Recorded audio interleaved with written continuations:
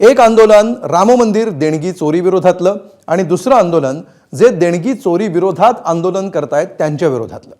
नागपूरमध्ये मुख्यमंत्री फडणवीसांच्या होमग्राऊंडवर आज उद्धव ठाकरेंच्या शिवसेनेनं रामरक्षा आंदोलन केलं।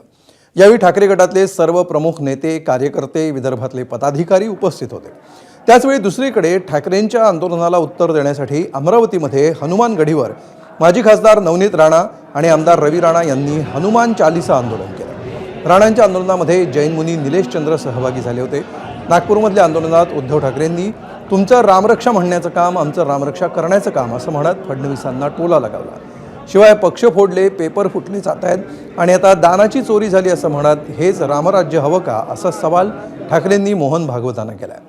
फडणवीस भागवत हे रामभक्तांच्या की दानचोरांच्या बाजूनं असाही सवाल ठाकरेंनी केला।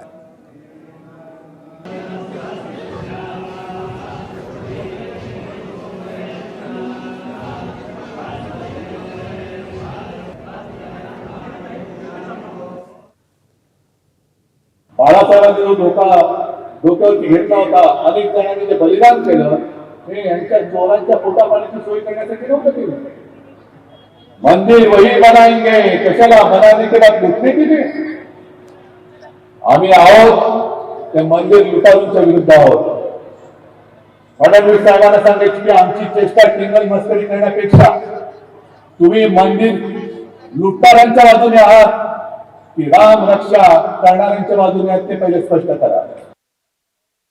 भागवत साहेब, ज्या पद्धतीने हे भाजप सरकार वागतंय, मंदिरं लुटली जात आहे, विद्यार्थ्यांशी कशा पद्धतीने वागताय ते तुम्ही बघितलंय।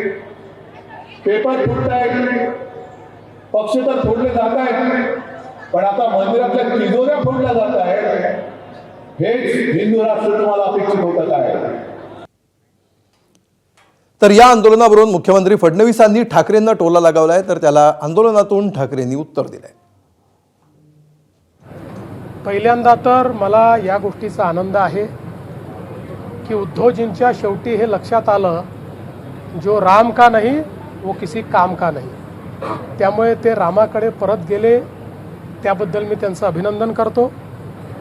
बाकी आता रामरक्षा म्हणणं चाललं असेल तर यावेळेस तरी थोडी बहुत का होईना रामरक्षा ते वाचतील आणि केवळ राजकीय कार्यक्रम करणार नाहीत, अशा पद्धतीची अपेक्षा मी या ठिकाणी ठेवतो। आज सकाळी संजय राऊतांचा फोन आला, मला म्हणाले उद्धव टेलिप्रॉम्प्टर ठेवायचा का? म्हटलं का नाही, कारण मुख्यमंत्र्यांनी आव्हान दिले उद्धव ठाकरेंनी रामरक्षा बोलून दाखवावी। मी आज त्यांना त्यांच्याच गावातून सांगतोय की फडणवीसजी, रामरक्षा म्हणणं जरी तुमचं काम असलं तरी रामरक्षा करणं हे आमच्या राम भक्तांचं काम आहे। आम्ही रामरक्षक आहोत,